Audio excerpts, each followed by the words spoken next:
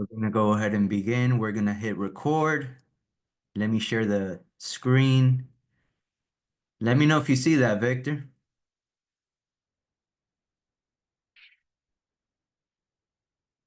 How about now? Perfect, perfect. Well, y'all, we have a training. It's training Thursday.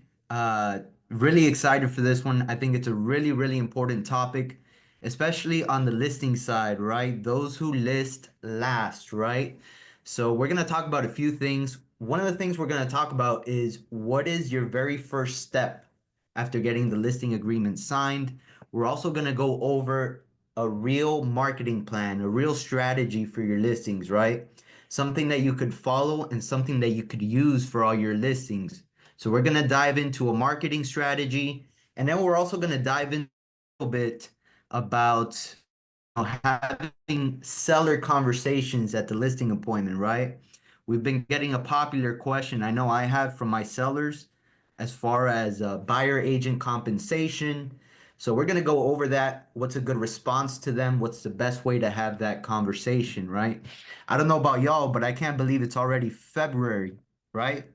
So we're almost at the halfway mark of the first quarter, right? So it's not too late to accomplish our first quarter goals. And that's what we're here for, right? We're here to keep learning, to keep growing, and to level up together, right? And one of the ways that we could level up is by having a good marketing strategy when we get a listing, right? Especially if we're going to be on the listing side, we want to capitalize on it. It's just the way the market's going, right? Those who list last. So what should you do after getting the listing agreement signed, right? What's your very first step? So you're there, you're with the seller. Usually you're there at the property that you're about to list or wherever you may be. You just got the listing agreement signed. So what's your very first step? What I like to do, this is a quick tip, right? You get the listing agreement signed, have with you a printout of the seller property disclosure, right? So that they could fill it out right there. It gives you a chance to review it, see the age of the roof, see how much the HOA charges per month, all those questions. Now, the very important part, when you show the seller, when the seller's in front of you, you're giving them the seller property disclosure, you're gonna see this line item number 11, right? Foreign Investment and Real Property Tax Act, FIRPTA. Have any of you ever heard of it? So, really important here, right? Because if you have a seller that's a foreign national, in other words, they are a foreigner, they are subject to the FIRPTA tax. So the FIRPTA tax is quite literally a tax of 15%, right? So whatever proceeds seller gets at the end of the closing, there's going to be a tax of 15% that goes to either the IRS or it's going to go to that seller's accounting person, right? Because at the end of the year, when they file their taxes the very next year, that 15% tax, they might be able to keep some of it, or that 15% tax gets completely relinquished, right? So why is this important, right? Why am I mentioning this? And it's very simple, right? If you're working with a seller that happens to be a foreign national, you show them the seller property disclosure after getting the listing agreement signed, and they're probably going to ask you about this, right? Whether it applies to them. If it does, guys, this is a conversation you want to have right then and there, right? Because imagine this, right? You show up uh, to the closing, right? The seller, everything goes smooth. You get a wonderful offer for the sellers. You guys are at the closing day. Everything's going smoothly. But now, when title gives them a seller net sheet with how much they're gonna walk away with after the sale, you don't want to at the closing table that now they're subject to a 15% tax because they're a foreign national, right? It is not a position you want to be in. The way that you avoid this is right after you get your listing agreement signed, give them the seller property disclosure and have this conversation about the FIRPTA tax right then and there. Again, this is something that you want to talk about up front, not the day of closing, because it's not going to be a very good look for you. So remember, They're a foreign national. They may be subject to a 15% tax. That tax will go to the IRS or to their accounting person. But the main idea is have that conversation at the listing appointment so that you guys get on the same page. Make sure there's no surprises at closing days because it's not gonna look good on yourself, as the one that's supposed to look out for the buyer. So quick tip, seller property disclosure, get it done right there at the listing appointment. So you're at the appointment, right? You get your signatures for the listing agreement, you get your seller property disclosure. So, word of advice, folks, once you get those two things, you need to get the hell out of there, right? ASAP. And it's not to be mean, it's not to be rude, but once you get what you're looking for, once you get that listing agreement signed, you want to get out of the room. You let them know, hey, Mr. and Mrs. Seller, I gotta go. I want to jump on this immediately. I'll send you a copy to your emails, right? So why am I telling you to leave ASAP, right? Because the longer you stay there after getting that listing agreement signed, I mean, the terms are gonna come up, right? They're gonna start talking about the commission, right? And maybe try to change up the contract that they just signed with you, right? And the longer you stay there, the bigger the opportunity for the sellers to try to add something to the contract or change something that they just signed, right? I don't know if any of us have ever seen Moneyball with Brad Pitt, Jonah Hill. So in that movie, Brad Pitt has a word of advice, right? And that is once you get the yes, once you get the answer you're looking for, hang up immediately, right? The same concept applies here. Once you get what you went there for, list agreement, seller property disclosure, I need you to GTFO, right? Get out of there. Do not open a window of opportunity where now the contract is going to get changed in any way. So you got what you needed. You tell the seller, hey, look, I want to jump on this immediately. I'm going to get going, but I'll talk to you real soon, right? I'll hit you up. So once you leave, you get everything you need, you get out of there. And what's the next step? You want to send a copy of the listing agreement to the seller, right? Because a contract is only executed once the seller receives the signed copy, once they receive their copy, right? So you're going to send the listing agreement once you get back to your home, to your office, wherever it may be, and you're going to send it to the seller. You're going to see at the very bottom, I have it highlighted here at the bottom of the page. Line 256, copy returned to seller on. You're going to put the day that you're going to email the copy to the seller, and you're going to check email if you delivered it by email, right? So two quick things, right? Once you get what you need, you get out of there and you leave that environment. You got what you needed, so there's no need to linger. And once you get immediately home or to your home office, to your office here at Element, we're gonna send a copy to the seller, right? Again, this listing agreement that you worked so hard for is not executed until they signed copy. You put the date, you put that it was sent by email, and now you're good to go. You could wipe your hands off of it and move on to the next step. So technically, that's what you want to do immediately after getting the listing agreement signed. Seller property disclosure, you're going to get out of there and you're going to send a copy to the seller, right? So what's next, right? You have a brand new listing, a seller has their copy, you're executed. So really important, folks, is you want to have a marketing strategy for your listings, right? And ideally, you want to have a flow, right? A flow process of the things that you have to do for every listing that you get. And ideally, every listing has roughly the same steps that you need to take. So for these next few slides, guys, I'm going to go over my marketing strategy for listings, right?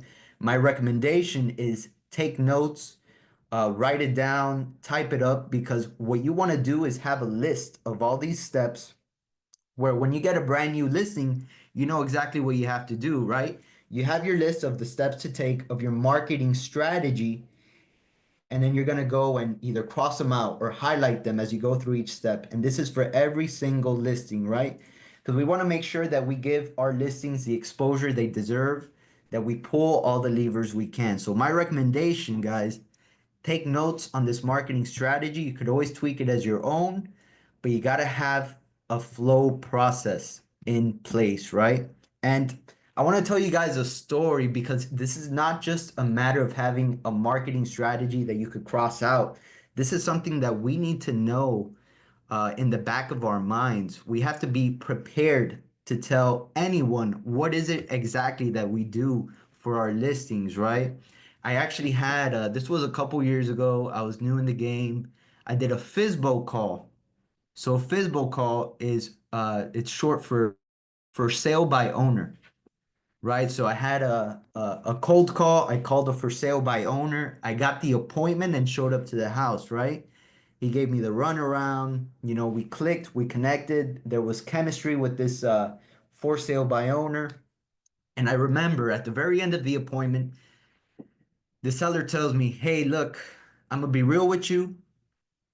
I'm probably gonna list this home for sale, and I'm considering you and another agent, right? What is it that you're gonna do to market my property that's gonna be different from the other agent that I'm considering?" And I remember at the time, guys, I'm gonna be real transparent with you. I gave an answer, right, with some of these steps that we're about to go over, with some of the steps of the marketing plan, but I was totally unprepared for that question. And I ended up not getting the listing. And it's those burns that slowly add up and help us tweak our process, right? So as we go over the marketing strategy for your listings, not only do you want to take notes and follow them, but this is something that we need to know, by heart, right? So that whenever there's an opportunity, it may not even be a listing agreement. It may be someone that's interested in selling at some point in the future. You could go ahead and tell them, "Hey, look, this is what we do for our listings." Ba, ba, ba, ba, ba. You go down the list, right? So you look prepared for that question and you look like you know what you're talking about, right? So very first step of the marketing strategy is going to be photography. Right now, I ain't talking about iPhone photos. I'm talking about investing real money into hiring a professional photographer that's going to do the works, right? Ideally, you want to find someone that does real estate photography because there's other photographers in other niches, but real estate is its own animal, right? Because, you know, you can't get when you photos and feel free to express this to your photographer. It can't be too much ceiling, can't be too much floor. There can't be any obstructions. These photos need to come out just right. Makes sense? So photography is very important. Find someone that dedicates themselves to real estate photography. No iPhone photos. So that's the first step. Schedule the photography session. You want to do drone footage, high quality photos.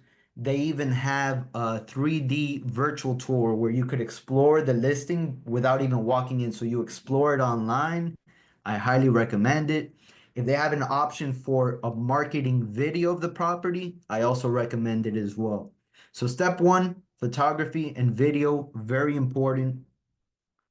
You're selling a home, right? So you need to have top-notch photos. Next step in our marketing strategy, right? We're going to confirm that the listing allows for sale signs. So, firstly, if it's a single family, no HOA, you shouldn't have an issue, right? If there's an HOA involved, very simple. You're going to call or email the HOA. You're going to confirm that you can put up that for sale sign, first of all. And secondly, you want to find out if they have any requirements for the size of the for sale sign. For example, right? I just got a listing in it's a townhome with an HOA. So I followed the process, right? I reached the HOA manager, very nice lady. It's a good chance to connect with the people that work the HOA as well. That'll help you down the line. So you make sure that the for sale sign is allowed by the HOA and you find out if there is any requirements for the size of the sign. Okay. So very, very important first step. You want to look prepared. You don't want to put up a for sale sign in an area that doesn't allow them, right? Because now you don't look professional. And with that said, keep in mind with these for sale signs, all cities have regulations on the allowable size of your for sale sign, right? For example, a listing in Coral Gables, you cannot market a huge for sale sign, right? They only allow it's a smaller sign, and you have to look up the actual city regulations and make sure that you're putting a for sale sign that is allowed by the city, right? Do not set yourself up for failure when you get that listing in Coral Gables and you put a billboard of a sign, right? You're just going to invite other realtors to call and complain and try to rat you out, right? Because these are sharks at the end of the day, especially when you're in a high value area like Coral Gables, right? Or certain pockets in Hollywood. You want to make sure that you don't give cause to other agents to call and report you, or worse, knock on your seller's door and tell them, hey, your agent doesn't know what he's doing. He put a billboard of a sign in Coral Gables, right? So very, very important, right? I'm a big believer in for sale signs. You want to encapsulate everyone that's living in the area and market the property to the neighbors in case they know of a family or a friend that wants to live in the neighborhood, right? But make sure you do it right. If there's an HOA, you can confirm you could do it, and you check with the city to make sure that your sign is appropriate for the city's regulations. So don't find that out the hard way, guys, the way I did, okay? Do your due diligence now and get that for sale sign up. And again, there's a few more steps to this marketing strategy, right? All these things we need to know in the back of our mind. We need to use this as ammunition, right? Do not be like me with that for sale by owner showing totally unprepared for this question. All right, so learn it, jot it down, and memorize it. Useful tip, right? It's a good time to order your mailers. If you want to send mail outs to the community, now's a good time for that, to let the community and get the community involved on this home that you're selling. Again, they may have family or friends that they've been looking to get into their neighborhood, right? Because most of us want to live near family and friends. And another tip, you could go to realpost.com to get the actual picket for the for sale sign. If you want to create your own for sale sign, Victor has a good connect for that, where you could customize your sign. You could put your picture or not include it. So just reach out to I or Victor if you need help on that front. So next step, our marketing strategy, right? We're gonna create a just listed post on Canva, right? Or whatever editing software you use. We're gonna create a post showing that this has just been listed with the details of the property, right? And what I like to do is before I even post to social media or even post on MLS, I'm gonna use that post and email it to my own contacts first, right? Again, this is before even promoting on MLS. The reason why I do this is I want to create an environment of exclusivity amongst my contacts, right? So before it even enters the market, right before you post it on MLS, just shoot a quick email with this Canva post you just created, and just to let your database know. I mean, you could even title the email "Inside Information" or whatever you want, but you want to create an environment of exclusivity for the people that you have in your contacts, right? So this is a bit of a golden nugget. I would take this advice. Again, you want to create an ecosystem for your contacts, right? And you want to make them feel like they're getting first dibs. So that's my advice before even posting on MLS. Once you've sent that email out, we're going to go ahead, upload to MLS. Again, reminder down there, right? Send it to your database before even posting on MLS. And then we're going to go ahead and create our post, and we're going to upload to the MLS. Do not forget this step, right? When you get the listing agreement signed, you're agreeing to upload to the MLS. This needs to be done as quickly as possible. But just before you upload to MLS, just send a quick email to your contacts. Again, it creates an environment of like an insider environment, an environment of exclusivity. And you want that for your contacts. They're going to feel like like they're getting first information before the public. So very important tip, very useful tip.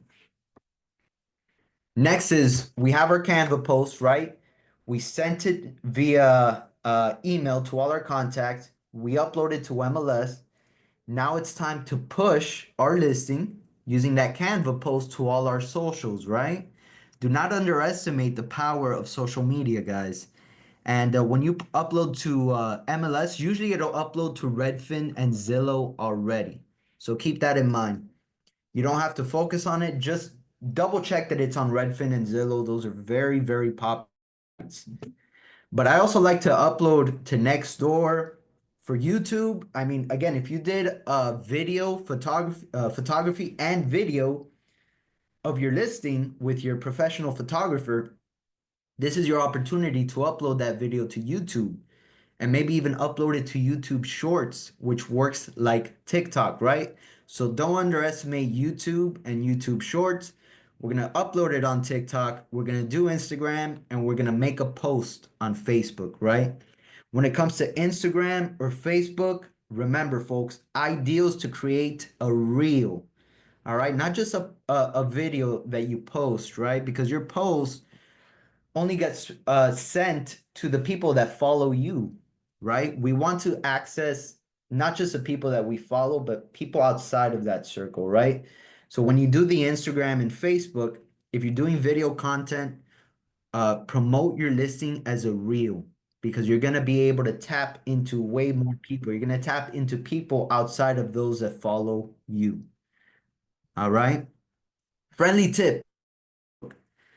There's something called Facebook groups that you need to tap into as a listing agent, right? There's a lot of niche Facebook groups. Some of the ones that I follow are South Florida Homes, Cash Buyers Florida, Florida Luxury Real Estate, all things Cuban, Venezolanos in Miami, Colombianos in Florida. You're gonna see all these niches, right? That maybe don't even pertain to real estate, but some of these Facebook groups, folks, have 70,000 plus members in their groups. Imagine being able to tap into 70,000 people in one time. So again, these Facebook groups have been super handy in getting some of my homes sold.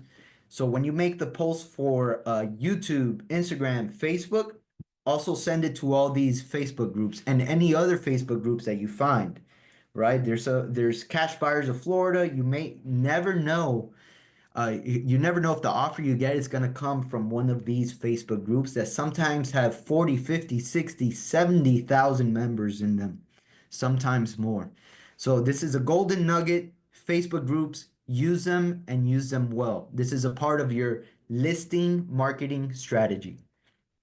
So what's our next step? We're gonna create a landing page on Real Scout, right? So usually it'll create it for you. Again, this is always important if you ever want to share your listing with clients. You want to share it through Real Scout, right? Don't ever send a Redfin or a Zillow link, right? Because if someone puts in a request to see your property, it's not going to you as a listing agent. It's going to go to a buyer's agent. So this is always about having our own ecosystem, right? If we're ever going to share our listing with someone, I'd rather share it through out so that we have our ecosystem, right? So if someone reaches out, whether about our listing or another property within Real Scout, we know that their request is going to come directly to us, right? Do not make the mistake of sending a Zillow link and having them set up a showing with an agent that's not yourself, the listing agent. You know, don't shoot yourselves in the foot. You want your own ecosystem. The Real Scout landing page will be created automatically for you. If it doesn't, reach out to me or Vic. We're happy to help. But always send a link through Real Scout. Do not send a Zillow link because you're setting yourself up for possible failure, right? So very important tip. Um, so what's next, right? A useful tip. We like to use streettext.com for more marketing options, for more creative options. We could also check out Google AdWords. I don't have too much experience with Google AdWords, but I know this is something that Vic has used in the past. So what's the next step in our strategy, right?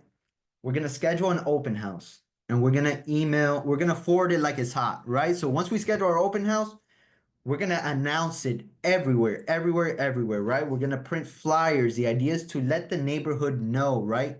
Bring your team members, bring an element realtor along with you when you door knock and let the community know about your upcoming open house, right?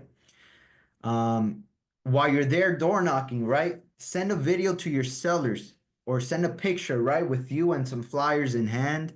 Always keep your sellers posted on what you're doing to sell their property, right? If it's out of sight, it's out of mind. So when you're there promoting the property, doing your door knocking, snap a quick selfie, right? Send it to the seller, right? Show them that you're busting your ass for their listing, right? Because if they don't see it, they're gonna assume it never happened. So very important tip, right? Schedule the open house, email your contacts about it, and go door knocking with your team. So one of the things I like to do, I like to take flyers, the open house flyers for my door knocking. So you have the open house scheduled, you want to door knock the neighborhood at least for the week prior, right? So you have your flyers, you're going around letting people know something that has really helped me, a little quick script for you guys as you're door knocking, right? Hey, do you know neighbor's name? So you're gonna use the seller's name here. Let's say his name is John. So I'm door knocking, right? I got my flyers. Hey, do you know John? Friendly heads up, we're here. We're helping them sell their home. We have an open house coming up this Saturday. In case you have any family or friends that you would like living in the neighborhood, I want to give you a chance to choose your neighbors. That line in itself, guys, does wonders, right? Because not only are you referencing the seller by the first name, telling them, hey, John told me to invite you to the open house, you're also telling them, you're giving them a sense of control. Look, I'm giving you the opportunity to choose your neighbors, right? So come on through. If you have any family or friends that are interested in this area, this is your chance to see it this Saturday at our open house. So you're gonna be surprised if you use this line at the effectiveness that it brings, right? And it's a real call to action. It makes these neighbors feel empowered, like, oh, I get to choose who gets to live around me. Bet, let me do it, right? So door knocking is important, especially the week prior to the open house. Do not underestimate that. Get out there, get with your flyers, and use this strategy. Because what we want, folks, is come the time of the open house,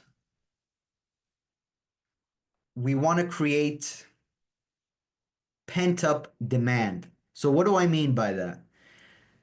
This is what that means. Ideally, the way I like to work is I don't like to show my listing unless there's an exception or a special circumstance. I never like to show my listing until the day of the open house because I want to create an environment of pent up demand, right?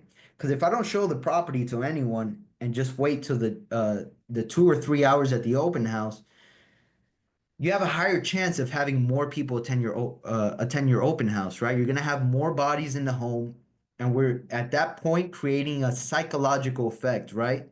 People are gonna be at your open house. There's gonna be a line outside, and they're gonna think, "Wow, this home is really, really popular." So if I'm gonna place an offer, I gotta go highest and best and do my chance to really get this one, right? It's a very different psychological effect compared to just showing the home privately to an empty home, right? You want to capitalize on your open house, create an environment of pent-up demand, and if you have a line outside your open house, trust me, folks, it's a good problem to have. You're playing the psychological game. So that should be part of your marketing strategy, guys, not to show the home until the day of the open house and explain it clearly to your seller or whoever you're speaking to about marketing. That is the idea. We want the psychological effect of scarcity. We want people to see other people touring the home so that they could get scared and come in at highest and best offer, right? And any calls that you get, any door knocks that ended up going really well, or anyone that you meet at the open house, the name of the game, guys, is to collect data. Always collect data. So you save their name, their phone number, their email address, and you're going to use that info to put it into your Real Scout and to your follow-up boss, right? because maybe they're not interested in your listing at this time. But if you put them on Real Scout, now they're going to get weekly emails from you until the end of time or until you stop with your face on it. And you never know if 1 month, 2 months, 6 months, or a year down the line, they're going to get the perfect email at the right time from you and they're going to hit you up and it's going to turn into a real deal. So you always got to be collecting data. Always be collecting data. And the very, very last step of our marketing strategy, right? So we went through everything. This is something we need to know in the back of our minds. We take the professional photography, we get the for sale listing sign up, we send an email to all our contacts, upload to MLS, we push it on all the socials, we push it on Facebook groups, we go door knocking the area, and then we do the open house, right? That is your marketing strategy.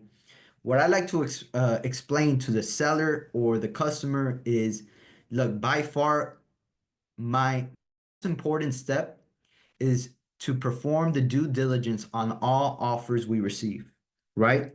This is your chance to educate your seller. Mr. and Mrs. Seller, we're gonna get two types of offers, right? We're gonna get cash offers and we're gonna get financed offers. So for cash offers, I'm always gonna ask for proof of funds because I want to make sure that I'm not wasting your time.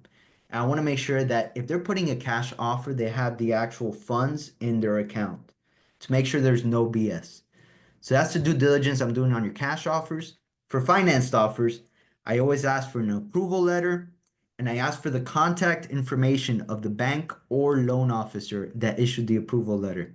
Because Mr. and Mrs. Seller, what I do is I call them and I ask calculated questions to make sure that we have the highest chances of closing this deal. Because Mr. and Mrs. Seller, you could get an offer at $1 million, right? But if it doesn't close, if it never closes, unfortunately, it was never a realistic offer to begin with, right? So we go through the whole marketing strategy. This is what you guys want to know in the back of your minds by heart. You got to know this through and through so that you are prepared to speak to for sale by owners, or if you're at the listing agreement, you could tell them what is it exactly that you do for them and you let them know. The most important job is making sure that we get an offer that has the highest chances of closing, and that is the value that I bring to you. So that's the marketing strategy. I hope you guys took notes. It's very effective, very good. Again, what you want to do is have a flow chart of all these steps so that when you get a new listing, you know exactly what to do. You go through your list and you highlight all the tasks you complete. Photography scheduled, check. For sale sign up, check. Email sent to all my clients, check. Use this marketing strategy, this game plan to your advantage. Again, remember the FISBO, remember the for sale by owner. It's not always at a listing appointment that you're gonna want to summon your plan, your game plan for listings. You gotta know it in the back of your head. You gotta have it ready for converting a client, right? And something, so that's the marketing strategy, guys. Something I have noticed is Victor actually showed me this tool. It's called the reverse prospecting tool. So recommended 1 or 2 weeks after the open house, you want to log into MLS. You're going to go on your home page, right? On your home page, you're going to see something that says My Listing. You're going to click that. You're going to click your listing, right? Little check box on the left-hand side. And if you see on the bottom of the screen, it says Reverse Prospect, right? What reverse prospecting does is it's going to show you a list of the criteria that your property has met, right? So us as realtors, we have a concierge and we have a criteria set for all our buyers, right? When you reverse prospect, you're gonna get a list of all the realtors who have criteria for their buyers that match your listing. So I would recommend 1 or 2 weeks after the open house, you use this reverse prospecting tool. You're not going to have access to the client's data, but what I would do is call the realtor. Tell them, hey, Mr. and Mrs. Realtor, I have a property that matches your buyer's criteria. I recommend you check it out. Let me know if you have any questions. Plant those seeds, right? This reverse prospecting tool, I'm super excited to use it. Um, Yeah, another thing that's really good too is you could let them know of the open house. So, if you go True. on the reverse prospecting list, you'll see the realtors' names, and you could actually click on their name, and it'll automatically you can send an email from like your S email, like the same email that clients get properties email to them. Okay. So it kind of works that same way. It won't come from your personal Gmail, but you could actually send them an email, uh, letting them know of the open house, just in case. I think it's helpful. I think that's a great Um, idea. I hadn't even yeah, thought about that. yeah. So that reverse prospecting list again, you get the phone numbers, you can email them, and it's great because you can click on the realtor's name, and right away it takes you to a screen where you can send them an email about your listing, and you can just let them know, hey, we're having an open house this weekend. I noticed my property. You could just say I pulled you up on the reverse prospecting list. If your client is interested, in my property, I would love to see you Hi there. everyone, So yeah, so I'm that's doing that's great. well. How are you? And I know you mentioned that we have a float, like you should have a chart. I think we do have something like that, so I'll be sure to send that out. I'm gonna look for it in a Yeah, little bit. I'll indeed. send that out. Yeah, ideally, guys, we want to treat all our listings the same. We want a flow process that we follow so that we could give our listings the maximum amount of exposure. And I love what Victor said. It's a must. Don't even wait till 1 or 2 weeks after the open house. Use the reverse prospecting list because remember, folks, what we want is a packed open house. We want an environment of pent-up demand, of competition. So I think this just became a must. You want to use the reverse prospecting because you want to pack up your open house with as many people as possible. So thank you for that tip, Vic. Always communicate with your sellers. Tell your sellers, send them an email with this template, tells you days on the market, how many showings have been conducted. It's just a way of keeping your seller informed and showing them that you're working their listing, right? If it's out of sight, it's out of mind. So if you're doing something for your seller or for the listing, make it known to your seller. Do not make the mistake of trying to do everything in the background because then they won't appreciate you, right? They're going to think you're not working their listing and it could be the very opposite. So if you ever do something for one of your listings, one of your clients, let them know what you're doing for them. And by communicating with your sellers, sending them a template either weekly or bi-weekly with the activity of your listing, it's going to keep you guys on the same page and it's going to show them that you're still working the listing even if they don't see all the steps, right? So that's the marketing plan. Again, guys, I know Vic is going to send the element flow chart.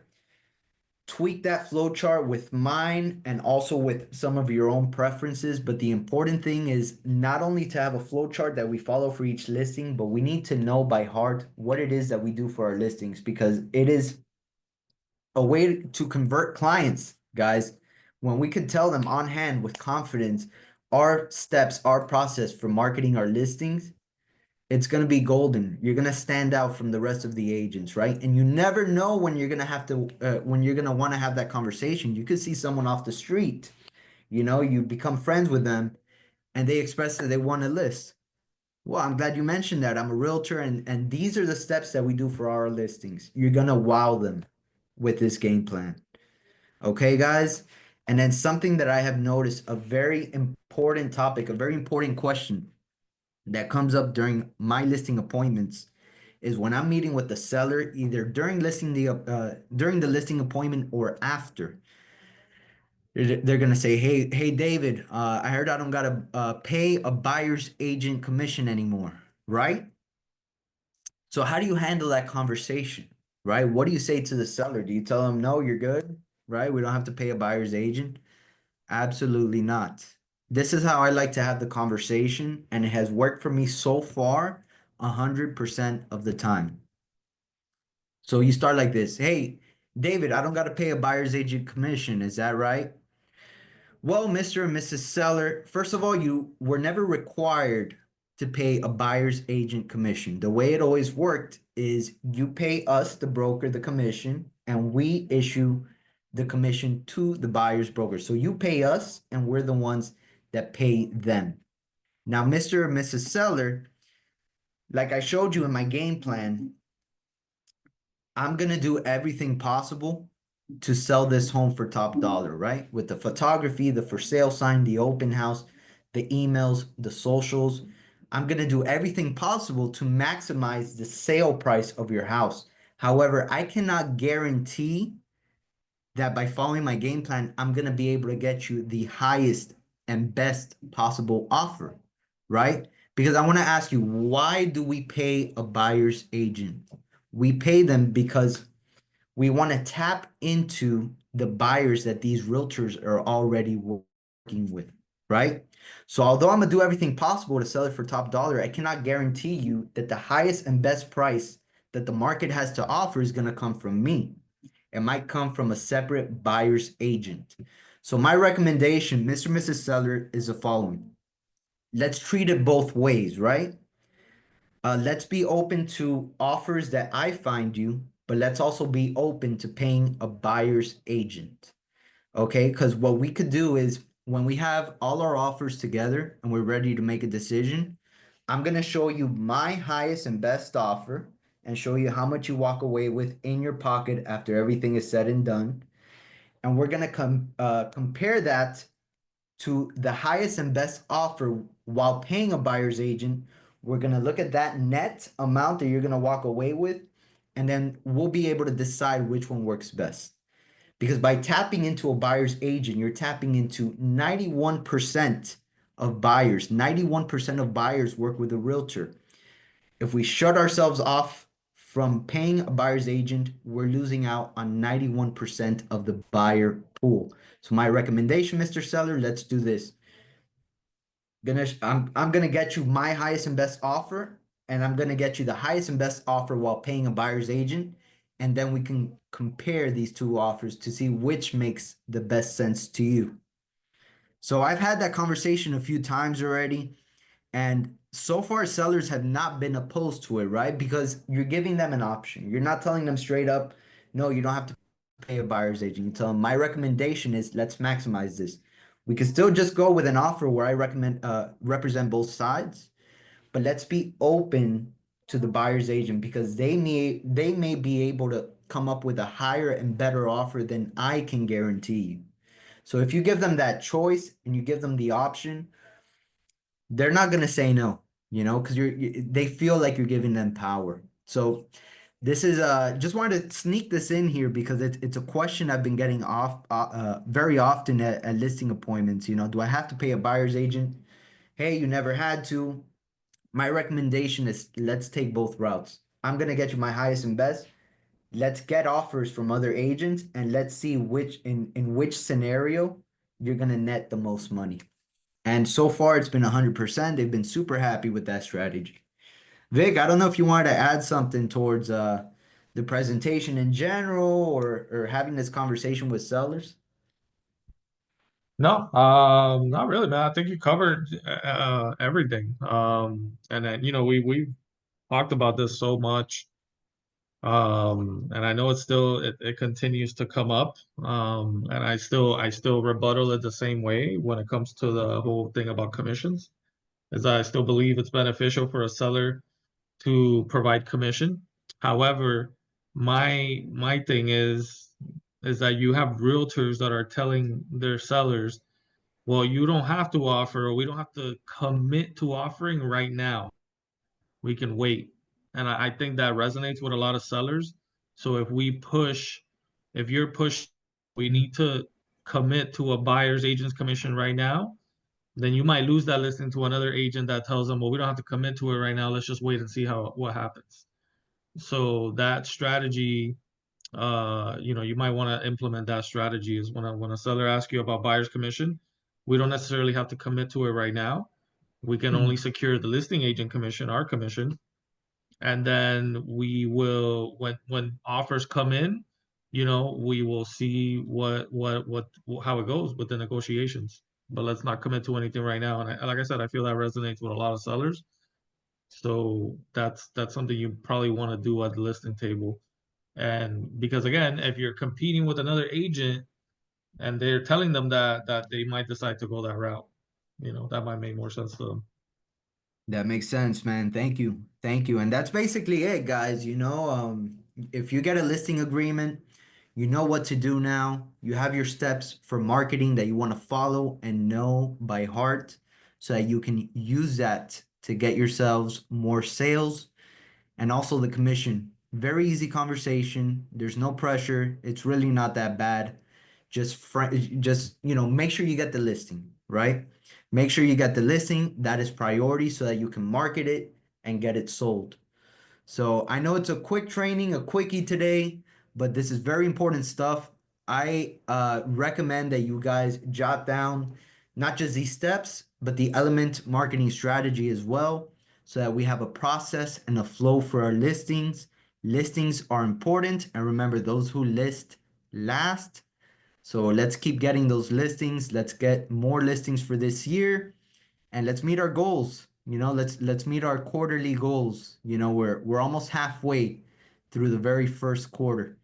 So let's make it count, guys, and we'll see you at the next training. Thank you, Vic. Thank you, Priscilla, Helen, Eddie, everyone that's here, and I'll catch y'all soon. Thank you. Thanks, David. Thank you, Brody. Thank you.